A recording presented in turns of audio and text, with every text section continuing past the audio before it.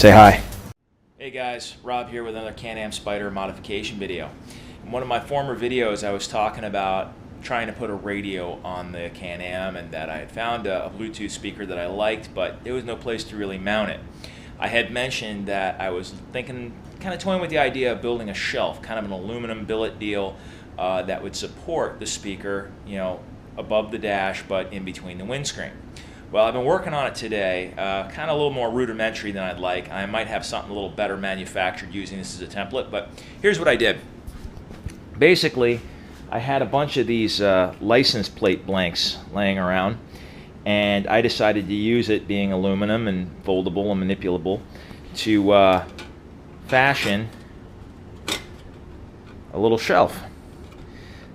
Once supported, it's pretty solid. I mean, it's not as solid as I'd like it to be, but just for, you know, for playing around with, trying to come up with something.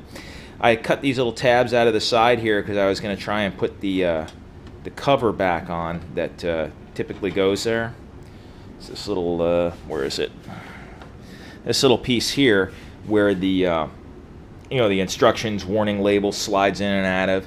But as it turns out, this has an overlip that sticks out really far over the shelf, and we cut into my space quite a bit, whereas if I just put the windshield on here, I have a lot of space to put that, and it's going to give me the shade I wanted over my gauges here, as you can see.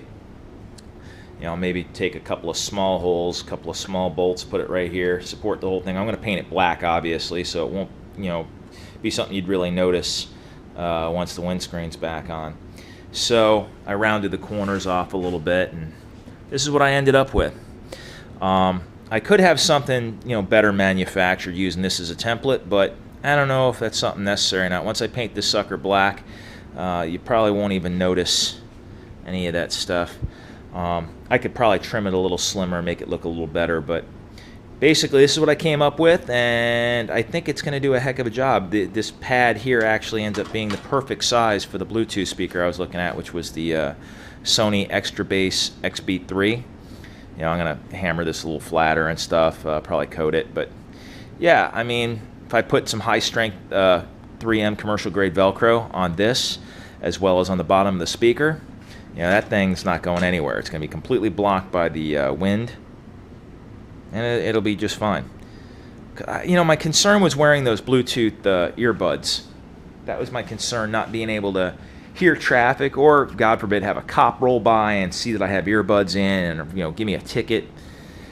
I really didn't want to deal with all that, so I really like the idea of having the open air speakers. And like I said, that Sony Extra Bass XB3 speaker sounded fantastic at very high volume. I would say it damn near rivals the system on my buddy's Electroglide next door here. So that's what I'm going to do. Now, if I put a little bit taller windscreen on there, that might give me even more room, but I don't see a need to put a taller windscreen on right now. If I wanted to ixnay the windscreen completely, I could probably have somebody mold something that would come up here like this.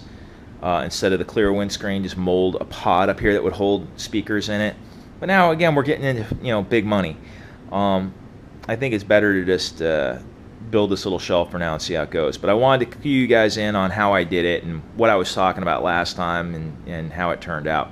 So I'll do another brief video in a little bit here that'll show the finished product. All right, guys, thanks.